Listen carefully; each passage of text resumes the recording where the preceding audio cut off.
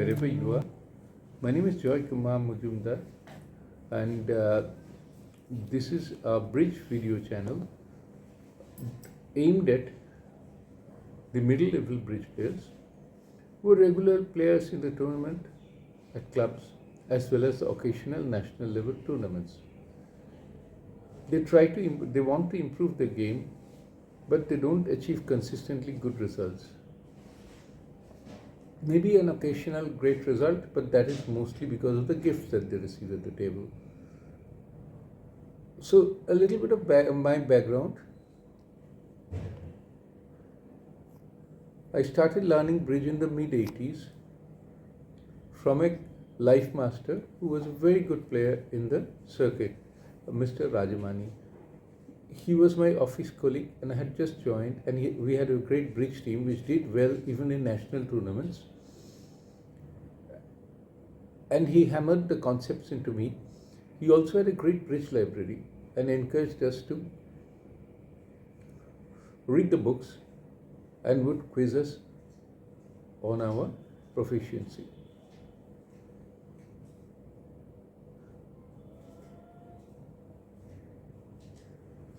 He would be helped occasionally by a bridge coach, a very well-known legendary figure, Orlando Campos, who would also guide us on the finer aspects of the game. This was in Bombay, and after I relocated to Calcutta, there was a hiatus from bridge. Then, after some time in the late 90s, I met Ajay Brahmachari, a professional top level player who was the captain of the Taliganj Club bridge team. And he was kind enough to encourage us all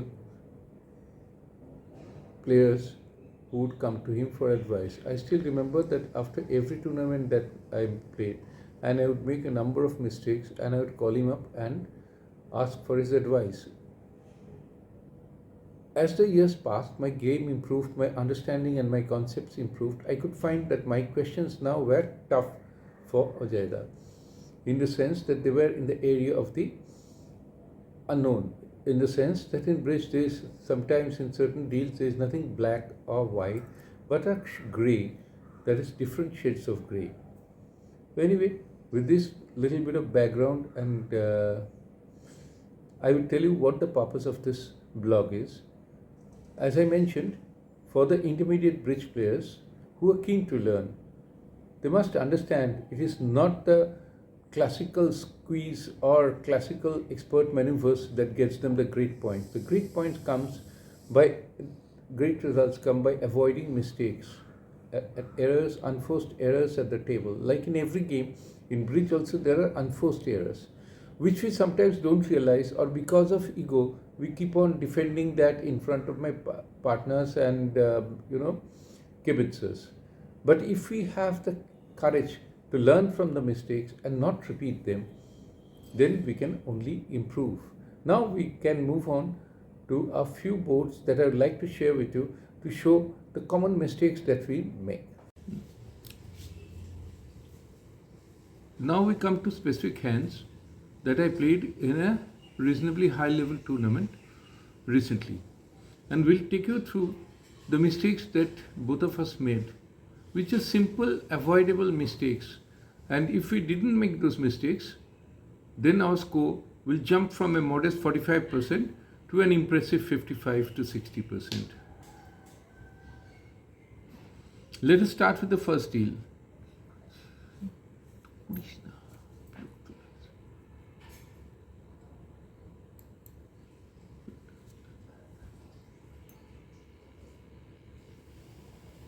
Now in this hand, my partner opened 2 diamonds. We are playing standard, so this is a 6 card preempt. Now there are 2 or 3 issues on this bid. Number 1, diamonds is a poor suit to preempt 2 diamond. That is why many play multi 2 diamonds. Secondly, look at his suit. He has hardly any points in the suit and his values are stocked in clubs. Now what happened? I let it go because I knew 3 diamond was the limit. Opponents came in 2 spade, I competed 3 diamond, then they bid 3 spade. Now they are not vulnerable. I am now faced with a dilemma. Should I double or should I not double? Now I said my partner should be stacked in diamonds. So suppose he has king queen to 6 diamond, and with this bidding the opponents look like they have a singleton diamond. In which case my diamond suit will fetch me only one trick, and it will be very difficult to garner 4 tricks. But the hand that he had with values in clubs, 3 spade went 2 down, and I got a miserable 100 against a potential 110 or 130. A very poor score of 16% for us for a basic mistake. He should have simply passed 2 diamond. He should have simply not opened 2 diamonds. And if the opponents came up to 3 spade, I would have doubled and got a top.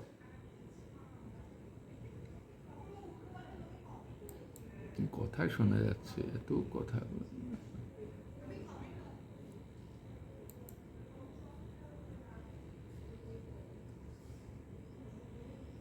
Now the next hand.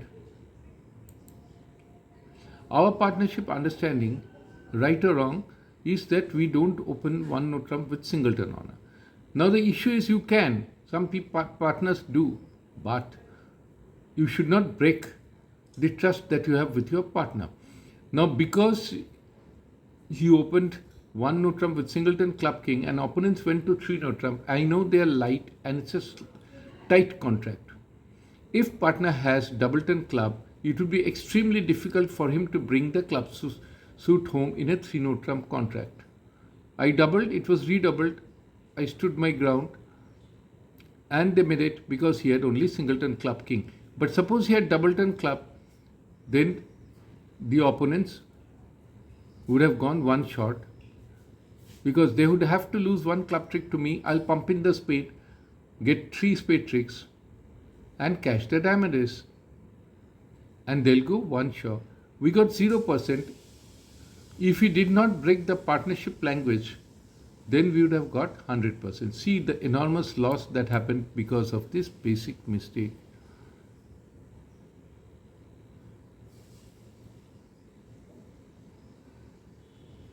Now the next deal, another basic mistake. Poor board for us.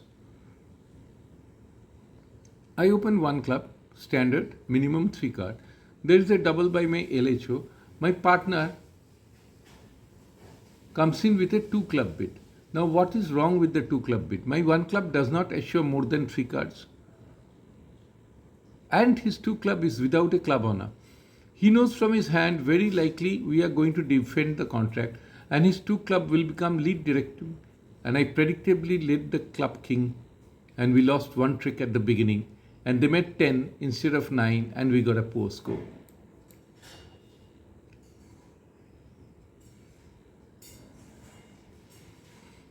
The jury is out on still this hand. In this case, when the 1 spade came back to my partner, he has to balance. But the problem is our 2 hard bid is that I am not sure whether his hand is a full opening hand or a balancing bid. I went to 3 no trump and we went 3 shy. On the other hand, in my view, the balance should have been 1 no trump. After all, we do open 1 no trump with 5 card hard and 4 card minor. And if he bids 1 no trump, I know he doesn't have more than 10-11 points, and I will simply pass 1 no trump, which we make possibly. So that concludes this session. You can see 3-4 mistakes. If we did not make those basic mistakes, avoidable basic mistake, then our score would have jumped from a poor 45% to an impressive 55 or 58% in a tournament which is fairly high level and where many top players were playing. So folks, if you avoid such mistakes, you will see your scores improve at the table. I conclude here and wish you all the best, and we'll be back next week.